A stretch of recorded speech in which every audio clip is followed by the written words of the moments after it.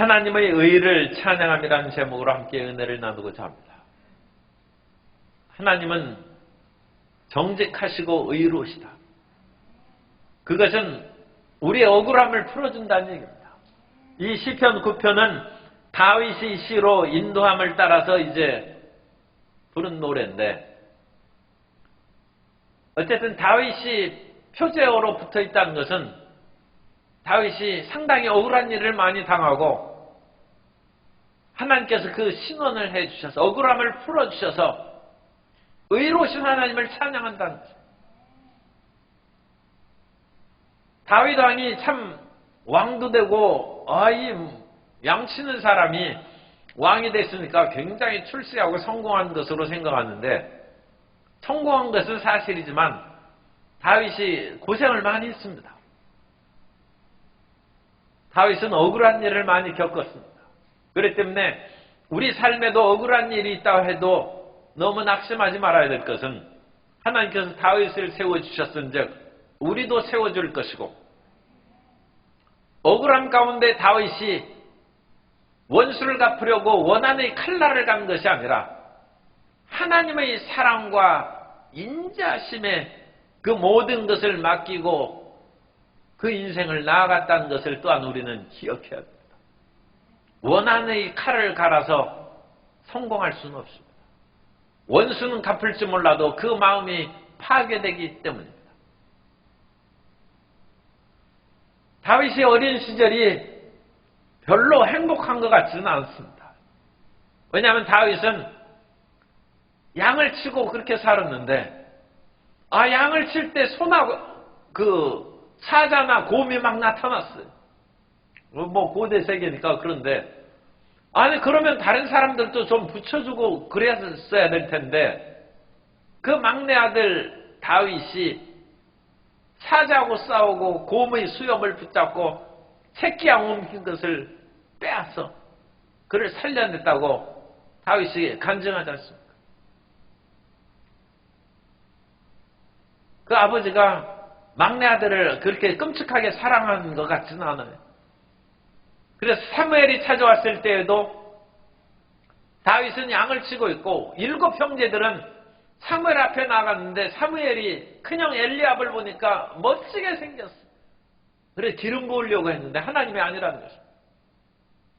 그래서 모든 형제들을 다 지나갈 때까지 그 아버지 이새가 다윗을 안 불렀어요. 억울하지 않습니까? 그죠? 나는 주온 자식인가? 이 억울하지 않습니까? 아버지가 어찌 이럴 수가 있나? 그런데도 다윗은 아버지에게 순종해서 전쟁터에 심부름 갑니다. 요즘 자녀들은 그런 생각을 하지 않습니다만, 저는 어렸을 때 콩나물 사러 가고 두부 사러 가고 그랬습니다. 그 자식들이 그렇게 두부를 사러 간, 나는 그것을 별로 싫어한 것 같지는 않아.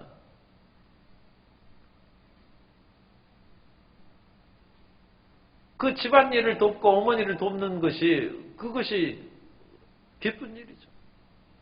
그런데 다윗은 전쟁터에 나간다.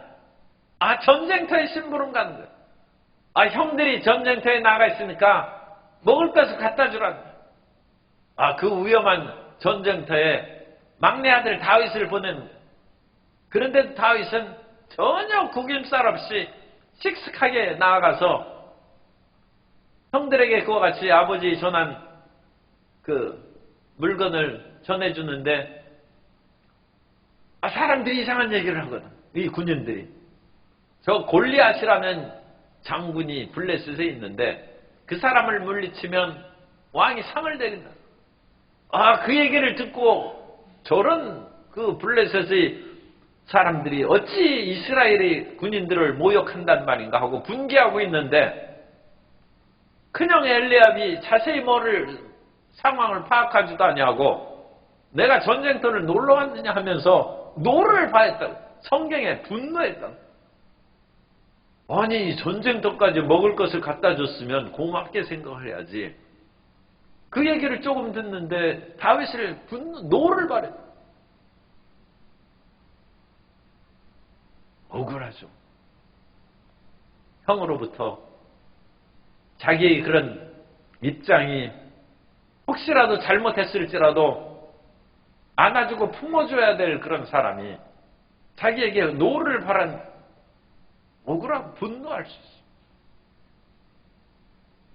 다윗이 이와 같은 억울한 일을 많이 당했을 때 하나님께서 의로 모든 것을 해결해 주시고 공평하게 하셨다.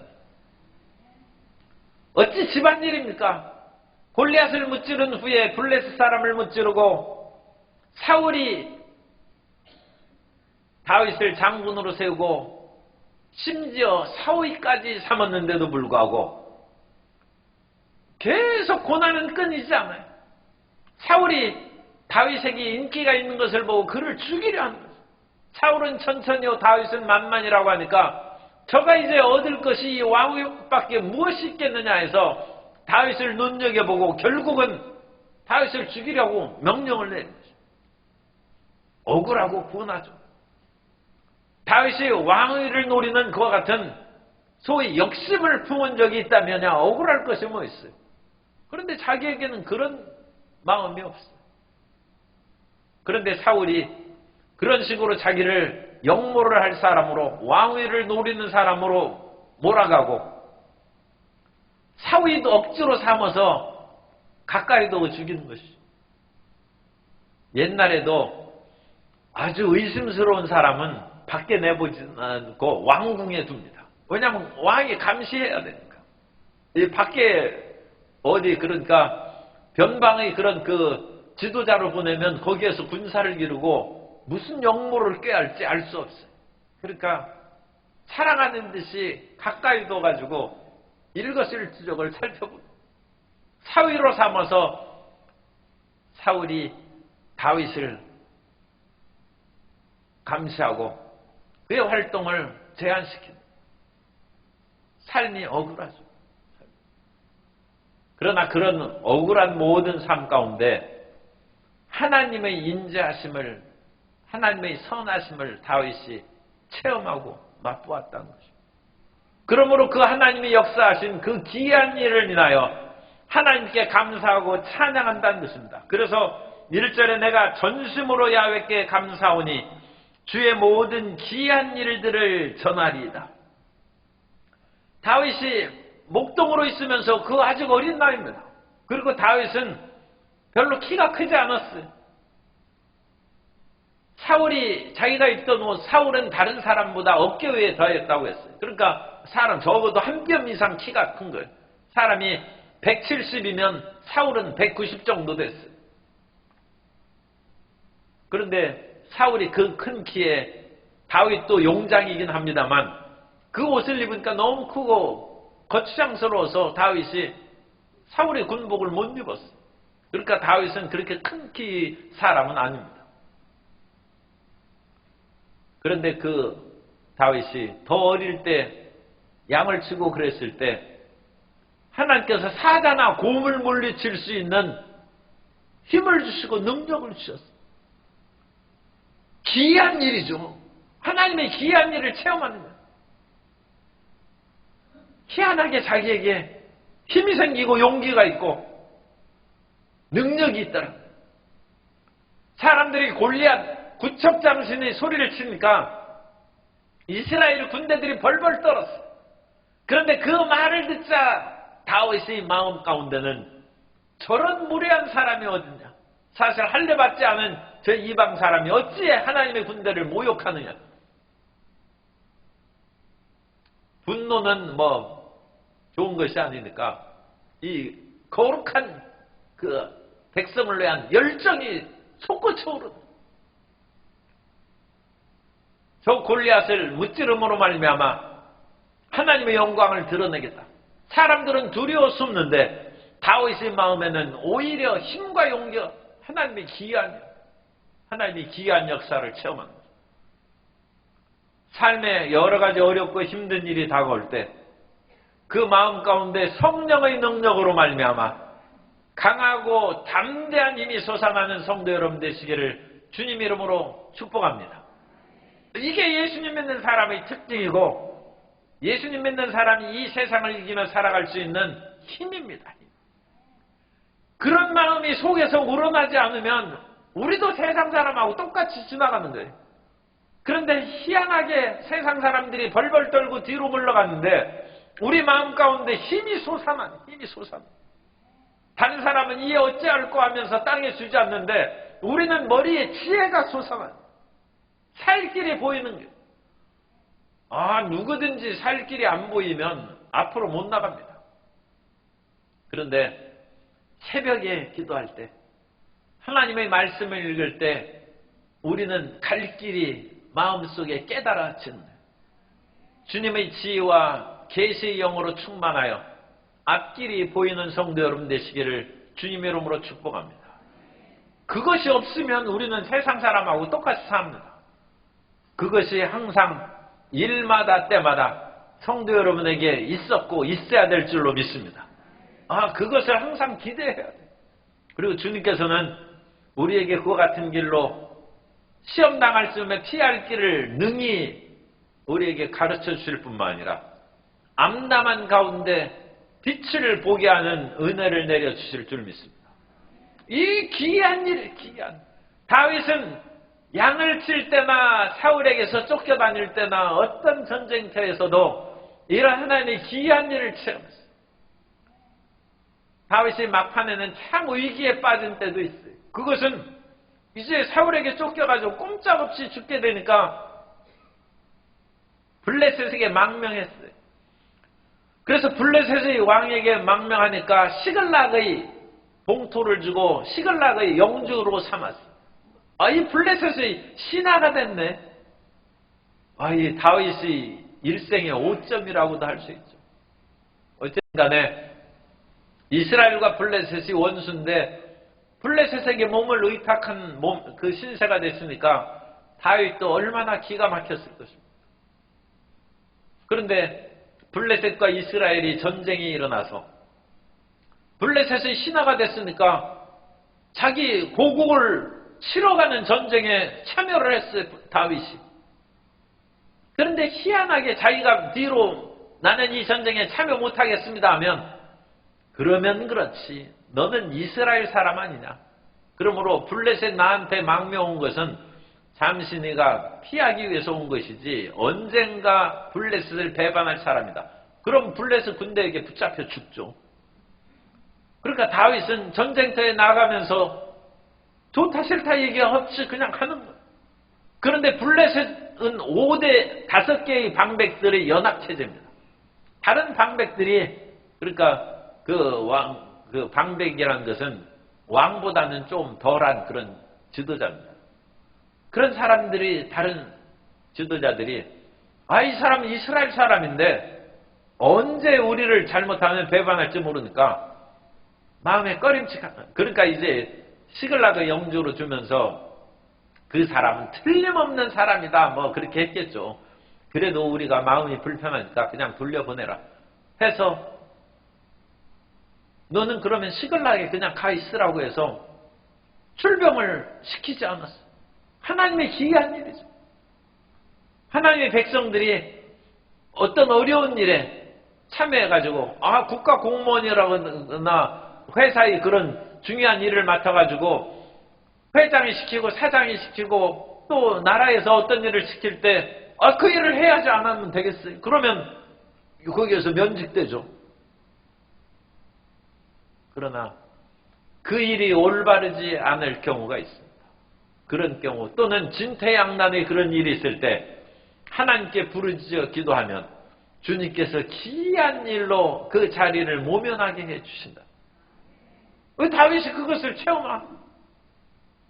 그러면서 그와 같은 일을 체험하면서 다윗은 기이한 일을 전하리이다. 이 모든 것이 간증거리죠. 간증거리고 이 모든 간증을 생각하면 마음이 아무리 힘들고 어려울 때도 기쁨이 솟아나는데 그래서 내가 주를 기뻐하고 즐거워하며 지존하신 주의 이름을 찬송하리이다. 하나님께서 주를 끝까지 믿고 섬기는 사람은 끝까지 돌보시고 책임져 주실 줄 믿습니다. 유대인이 적긴 하지만 크리스찬들이 있습니다. 그래서 나치 박해가 있을 때 수용소에 붙잡혀간 크리스찬 유대인이 있어요. 그런데 이 크리스찬 유대인이 나치 수용소에 갇히면서 이 집에 있는 그 비타민제를 하나 병을 숨겨가지고 갔어요. 그런데 그것을 이제 안 들키고 가서 거기에서 먹는데 비타민 한 병 가지고 갔는데 그것을 3년을 먹었다. 사르밧 과부가 따로 없어요. 3년 동안 비타민 한 병이 떨어지질 않고 그걸 하나씩 먹어가지고 거기에서 영양실조 걸리거나 죽지 않냐고. 물론 가스실로 갔으면 죽는데 가스실로 안 간 유대인들도 제법 있습니다. 그래서 거기에서 가스실로 안 보내고 그래도 영양실조 돼가지고 병들어 죽고 그럴 수도 있는데 하루에 한 알 영양제 비타민은 그거 하나씩 먹으면서 훈련할 때까지 계속 먹었다. 하나님의 기이한 일이죠. 하나님의 기적이 나타나서 그 생명을 보존할 수 있었다. 그런 하나님의 위대한 역사가 체험되고 그 위대한 역사를 간증함으로써 전도하는 전도의 열매를 그럼 맺을 수 있죠. 그 얼마나 그 열매를 맺는 우리 성도 여러분이 되어야 될 줄로 믿습니다. 그리고 3절부터 6절까지는 하나님을 찬양하는 그와 같은 이유를 얘기하고 있습니다. 하나님을 찬양하는 이유는 내 원수들이 3절 물러갈 때 주 앞에서 넘어져 망함이니이다. 그래서 이 원수들이 물러갈 때 그 망한 것이 사울도 망하고 다윗을 괴롭히는 그 모든 원수들이 다 망하고 물러가는 것입니다. 다윗이 억울함을 그렇게 많이 당했을 때 원수가 멸망하고 결국 죽게 되는데 다윗을 저주하는 시므이를 우리가 잘 압니다. 그래서 다윗이 압살롬의 반역으로 인해서 도망갈 때 베냐민 지파 게라의 아들 시므이가 독한 말로 다윗을 저주했는데 이 원수의 목전에서 하나님께서 상을 베푸신 것처럼 그 압살롬의 반역을 진압하고 돌아올 때 사무엘하 19장 18절 이하에 보면 왕의 가족을 건너가게 하며 왕이 좋게 여기는 대로 쓰게 하려 하여 나룻배로 건너가니 왕이 요단을 건너가게 할 때 게라의 아들 시므이가 이 저주한 사람입니다. 시므이가 왕 앞에 엎드려 참 이 치사한 인간이죠. 이제 자기가 큰일 나겠다 싶으니까 금방 소식을 듣고 왕 앞에 엎드려 왕께 아뢰되 내 주여 원하건대 내게 죄를 돌리지 마옵소서. 내 주 왕께서 예루살렘에서 나오시던 날에 종의 패역한 일을 기억하지 마시오며 왕의 마음에 두지 마옵소서. 딴 사람이 죽이라고 하는데 거기에서 납작 엎드려서 그러는데 지금 이 모든 것들이 아직 그 분위기도 어수선한데 또 사람을 죽이는 것이 다윗의 마음에 편치 않으니까 그냥 살려뒀어요. 나중에 이제 솔로몬 때 처치를 하죠. 그런데 얼마나 독한 말로 저주를 했는데 다윗이 죽을 때까지 안 잊어버렸어요. 그래서 솔로몬에게 유언하지만 어쨌든 간에 다윗 앞에 저주하던 사람이 엎드렸다. 꿇어 엎드려서 원수의 목전에서 상을 베푸시고 마음의 억울함을 풀어주는 것이죠. 그래서 원수들이 몰라갈 때 주 앞에 넘어져 망함이니이다. 주께서 나의 의와 송사를 변호하셨으며 다윗이 의롭고 다윗이 참 내 괴롭습니다 할 때 주님께서 변호해 주셨다. 주님께서 이런 시므이의 저주할 때 다윗이 기도했지 않습니까? 만일 내가 올바르면 저의 저주로 말미암아 하나님께서 나를 회복시켜 주실 것이다. 나의 그 모욕과 고통에서 벗어나게 해 주실 것이다. 그래서 다윗이 의롭고 사울이 그런 무지한 피를 결코 흘린 것이 아님을 하나님께서 변호해 주신 것이죠. 다윗이 사울에게 쫓길 때에도 그런 말을 기도를 합니다. 하나님, 나를 변호하시고 나를 지켜주셔서 왕의 그와 같은 모든 억압에서 나를 이끌어주시고 세워주시기를 기도했습니다. 그리고 하나님께서는 사울의 손에서 다윗을 지켜 보호해 주셨습니다. 옛날에 왕에게 쫓겨나고 그러면 왕이 나쁜 사람이다, 그렇게도 여길 수 있지만 대부분의 사람은 왕보다는 쫓겨난 신하에게 책임을 돌리는 경우가 많습니다. 왜냐하면 왕은 더 지혜롭고 권력을 가진 사람이라고 여기기 쉽기 때문에 다윗이 사울에게 쫓겨났을 때 다윗이 분명히 왕에게 잘못한 일이 있고 그러니까 쫓겨났지, 제가 올바르게 처신했으면 그 사울왕이 저렇게 내치겠느냐. 더군다나 사위까지 삼았는데, 다윗이 유대 광야에서 도망다니다가 갈멜에 있는 그런 나발의 그 지역에서 숨어 있었어요. 자기 여러 함께한 그런 병들들과 함께 있었는데, 그 나발이 이제 양을 깎는 날, 그러니까 유목민에게서는 잔칫날이죠.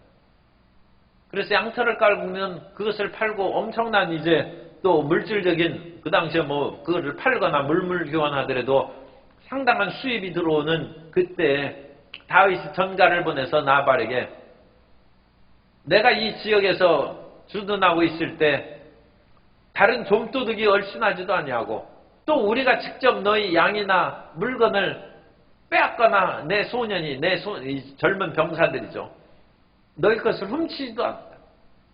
그러니까 그만큼 내가 이득을 본 것이 아니야. 그러므로 이 좋은 날에 우리에게 양식을 좀 보내달라고 하니까 나발이 다윗의 병사에게 전갈해서 모욕한 것입니다.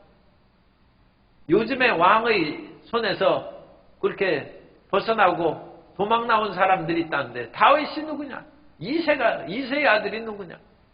그러면서 다윗이 잘못해서 사울왕에게 쫓겨왔는데 왕권의 무서운 것을 모르고 오늘 나한테 와서 양식을 달라 하느냐?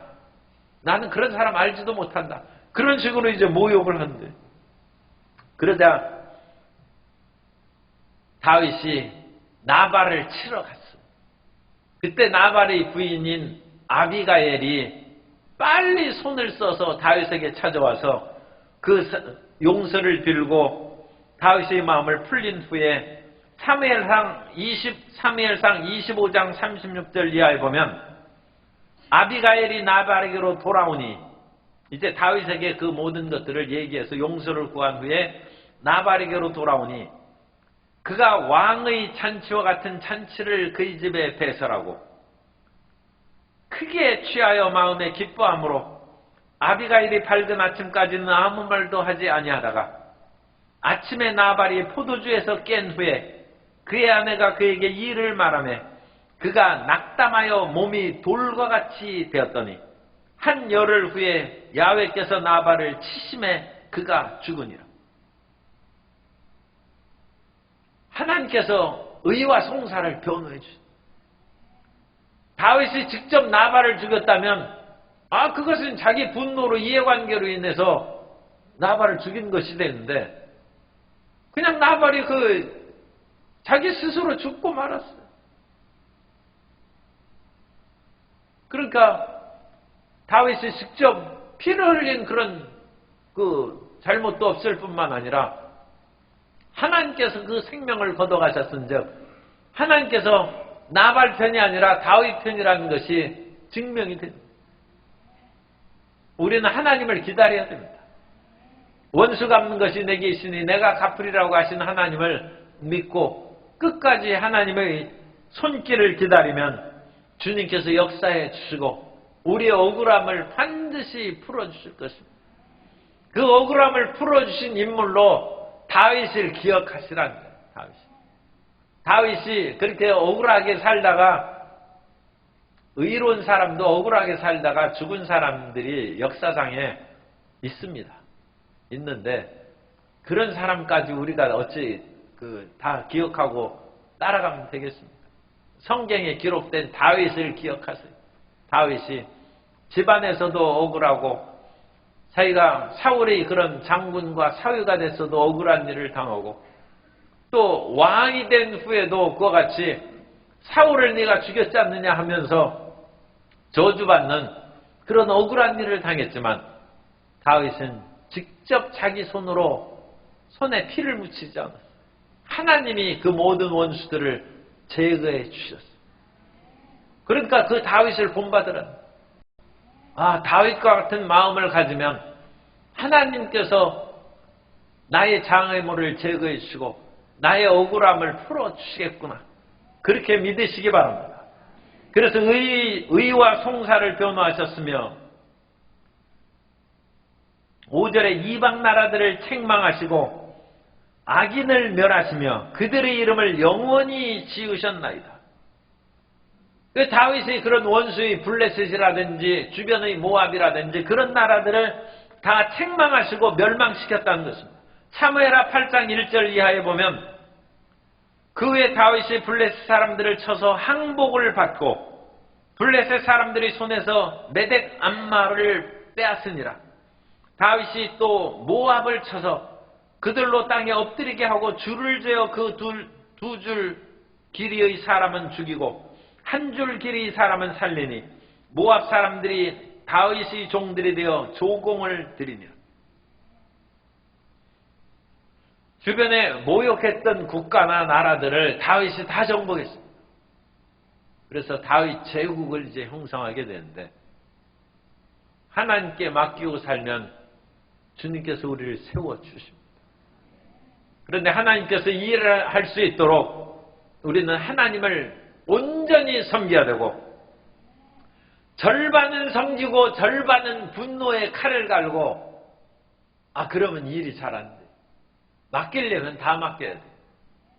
그래서 우리는 하나님 앞에 못 맡기고 내가 직접 처리하겠다. 그러면 원수는 그래도 원수 못 갚을 수도 있어요. 원수 못 갚는 사람도 아마 많을 겁니다. 그래도 서로 원수 갚는다 할지라도 그 분노의 칼이 자기를 상하게 합니다. 그래서 우리가 악을 행하면 우리 마음이 악해진다. 그렇기 때문에 우리는 하나님께 그것을 맡겨야 됩니다. 악인을 멸하시는 그 때에 하나님의 손길에서 그 악이 제거되고 우리의 억울함이 해결될 줄로 믿습니다. 그러니까 하나님을 끝까지 의지해야 돼요. 끝까지 하나님을 의지하고 다윗이 거의 10년 동안 도망다니고 고통을 겪었는데 그 사이에 죽을 수도 있어요.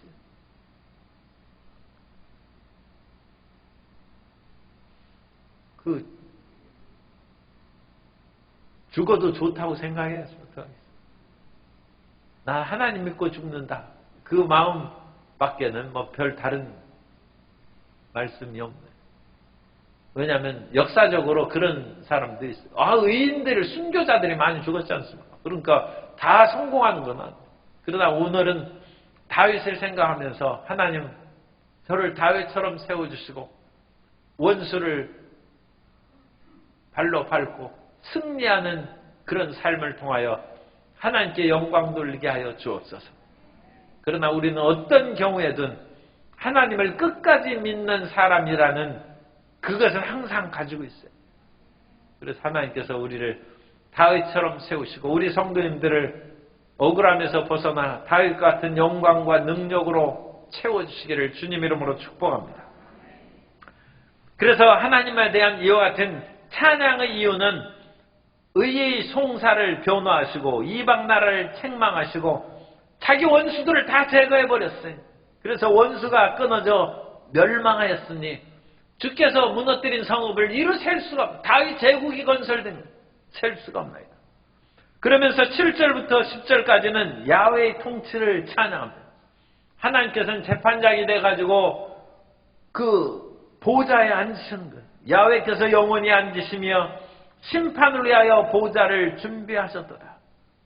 그리고 공의로 세계를 심판하시며, 하나님께서는 공의로 심판하시지 다른 사람에 편들고 하나님께서는 편파적으로 절대로 어떤 일을 행하시지 않습니다. 그래서 하나님께서 공의로 세계를 심판하시고 정직으로 만민에게 판결을 내리십니다. 다윗은 자기에게 잘못한 시므이도 살려주고 요압도 살려줬습니다.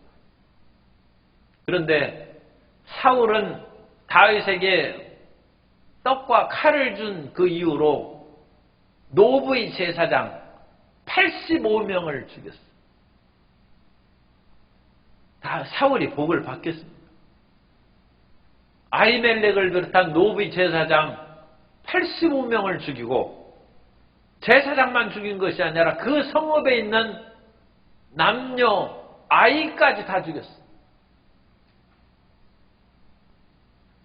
사울은 잔인한 사람이고 자기 분노대로 그와 같이 살아가는 이 전제 군주 무슨 왕처럼 아주 악독한 그런 왕처럼 하나님의 제사장들과 그 성읍에 있는 사람들을 다 죽였어요. 그런데 다윗은 사울을 죽일 기회가 있었는데도 불구하고 사울을 2번이나 살려줬어요.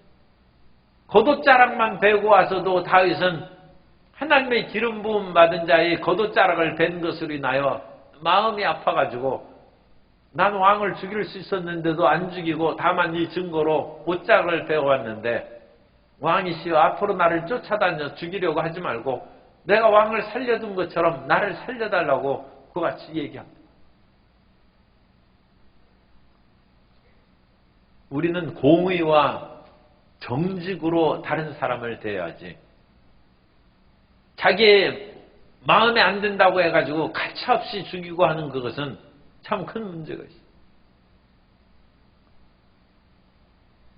교수신문에 올해의 그런 그 사자성어로 과의불개라는 그와 같은 그 글자를 이제 사자성어를 선택했는데 허물이 있어도 잘못이 있어도 불개, 개선하지 고치지 않는다. 세상의 많은 사람들이 잘못하더라도 고치지 않는다. 오히려 적반하장으로 다른 사람에게 죄를 뒤집어 씌우고 또 너나 나나 무슨 차이가 있다고 나는 지금 밝혀졌지만 너는 안 밝혀진 죄 있는데 무슨 당신이 나한테 잘못했다 할 자격이 없다. 얼굴이 뻔뻔스러워. 오늘날 이 시대가 잘못이 있어도 잘못을 인정하지 않는 시대고 그 잘못을 고치지 않는 시대입니다. 그것은 비극의 시대입니다. 우리 예수님 믿는 사람은 절대로 그러면 안 돼. 회개치 않으면 하나님이 칼을 가르친다고 했어요. 우리는 사람 무서워서 돌이키는 것이 아니라 하나님 무서워서 회개해야 되고 올바르게 살아가야 될 줄로 믿습니다. 세상 사람들이 뻔뻔하게 온갖 것으로 행하더라도 그거 절대로 본받으면 안 됩니다. 그리고 높은 자리에 있을수록 자기 잘못을 인정을 안 해요. 중국 청나라의 마지막 그 황제가 부인가요? 그런데 그 황제를 그 중국 공산당이 인간을 개조시켰어요. 개조시키고 해서 평범한 그런 직장인으로 만들어서 살다가 마지막 청나라 황제가 죽었습니다. 그런데 그 청나라 황제를 개조시킬 때 가장 그 사람이 하기 싫어하는 것을 말하게 했어요. 그것은 내가 실수했다. 황제는 실수하는 것이 없다. 황제는 절대로 잘못했다는 말을 안 한다. 그런데 그 사람을 끊임없이 연단하고 개조시켜가지고 내가 잘못했다는 말을 하게 했다. 황제는 잘못해도 잘못했다 안 하고 자기가 무슨 전등한 것처럼 행동하는 것이죠. 그러나 우리는 우리의 잘못을 하나님 앞에 자백하면 저는 미쁘시고 의로우사 우리 죄를 사하시고 모든 불의에서 우리를 깨끗하게 하실 줄 믿습니다. 그럼 우리는 세상 사람이 아닙니다. 따라서 하세요. 나는 세상에 살아도 세상 사람이 아닙니다. 나는 천국 시민입니다. 우리는 천국 시민답게 정직하고 의롭게 사는 거예요. 그래야지 세상 사람들처럼 살았다가는 이 세상의 그런 모든 심판과 그런 속으로 휩쓸려 갈 수 있어요. 그리고 세상 사람들과 똑같이 살면 우리는 이 세상에 빛과 소금으로 결코 살 수가 없는 것입니다. 그래서 하나님은 공의로 세계를 심판하고 정직으로 만민에게 판결을 하는 것처럼 우리는 진실하게 그렇게 살아야 되고 야훼는 압제당하는 자의 요새시요 환난 때의 요새시로다. 여기에서 이제 다윗이 압제당할 뿐만 아니라 또 한 사람은 억울하고 가난한 사람이에요. 그래서 하나님께서는 압제당하고 가난한 사람들을 끝까지 돌보시는 하나님이심을 분명히 밝히고 있습니다. 그래서 압제당하면 당할수록 하나님은 내 편이시라는 생각을 하시면 됩니다. 그래서 압제당하는 사람이 피할 때는 지금 압제당하는데 누구한테 피하겠습니까? 압제당하는 자의 피할 곳은 교회요. 하나님의 처소요. 기도굴인 줄 믿으시기 바랍니다. 그것이 피난처예요. 하나님 앞에 피해서 기도굴에 있어서 부르짖어 기도하면 하나님께서 보호막이 되시고 우리를 돌봐주시고 지켜주실 줄 믿습니다. 그리고 야훼여 주의 이름을 아는 자는 주를 의지하오리니 이는 주를 찾는 자들을 버리지 아니하심이니라. 어떤 사람은 사람을 그렇게 누가 찾아오면 배반하고 그 사람 여기 숨었다고 팔아먹을 사람이에요. 그 사람한테는 절대 의지하지 않죠. 그런데 하나님은 주의 이름을 아는 자는 주를 의지하오리니 그래서 주의 이름은 주의 본성입니다. 주의 본성은 사랑이요. 주님께서는 신실하셔서 우리를 배반치 않습니다. 그런 사람은 주님을 끝까지 의지한다는 것입니다. 주님께서는 결코 우리를 버리시지 않습니다. 그래서 세상의 모든 사람들이 버릴지라도 주님께서는 우리를 버리시지 아니하고 여인이 젖 먹는 자기 자식을 잊을지라도 하나님은 우리를 잊지 아니하시고 우리를 기억하시고 은혜 내리실 줄 믿습니다. 그러므로 아무리 어려운 일들이 이 세상에 이 사회에 많이 있다 할지라도 우리는 이럴 때 더 열심을 가지고 더 정금같이 나올 수 있도록 하나님께 매달리고 부르짖어 기도해야 될 줄로 믿습니다.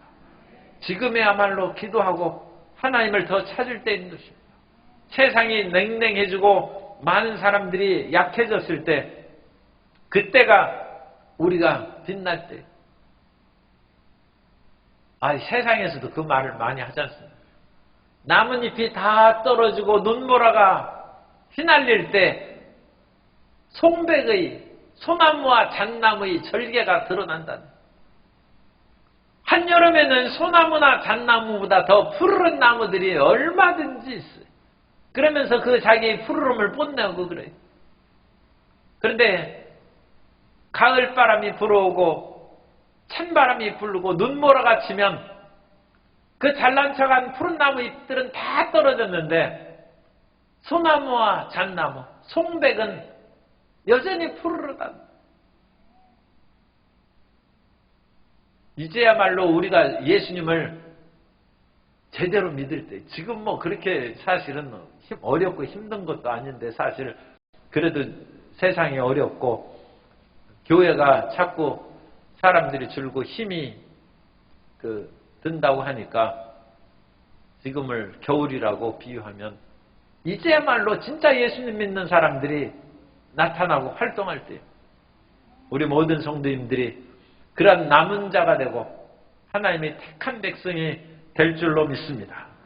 그래서 굳건하게 주를 의지하오리니 이는 주를 찾는 자들을 버리지 아니하심이다.